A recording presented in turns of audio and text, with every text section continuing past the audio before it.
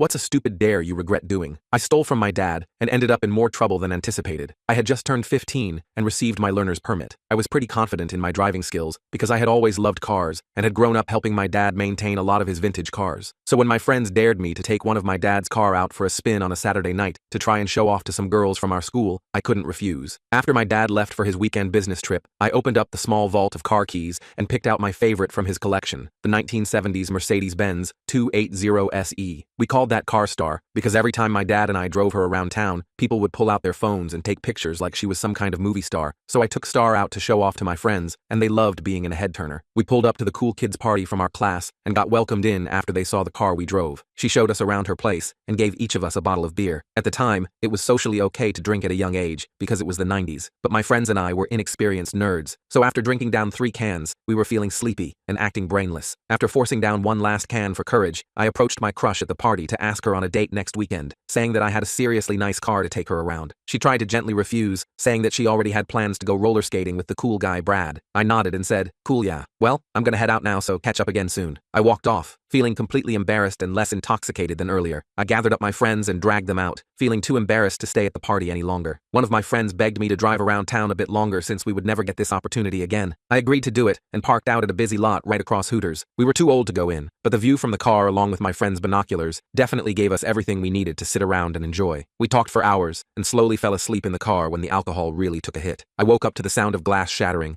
and saw a man trying to unlock the car. I screamed and panicked, starting the car and driving off fast enough to drag the man a few feet and drop him at the parking lot. My heart raced a million miles, and I kept glancing around at the rear and side view mirrors to make sure there wasn't anyone following. In my panic, I ended up on the wrong side of the road for a short stretch before turning back onto the path on the way back to my house. My friends had woken up only when things were much more calm, and they stared at the broken glass all over my lap and on the floor, asking what had happened. I explained how we almost died if it weren't for me, and they yelled out, "Cool! Everyone's gonna love that story! Maybe even your crush!" For a moment, I blushed, thinking about how I could potentially have another chance at asking my crush on a date if she thinks what happened was actually good. But then I thought about my dad's reaction to the first damage the car had ever received. My face went pale, and I broke out into a cold sweat. My friends seemed to notice my nervousness and asked what was wrong, and I asked them if they happened to have enough money to pay for a broken glass. They fell silent and apologized. I nodded and dropped them off at their house. When I got back home, I parked Star back in its usual spot and waited for my dad to come home from his business trip. Just as I suspected, the moment my dad pulled up to the house, he stepped into the garage, saw the damage, and screamed my name so loudly I could have sworn the entire neighborhood heard it. I explained to him in full detail what happened and how I seriously regretted my actions. He called me stupid for drinking and parking at a place in the city known for attracting dangerous homeless people. He called up my friend's parents as well,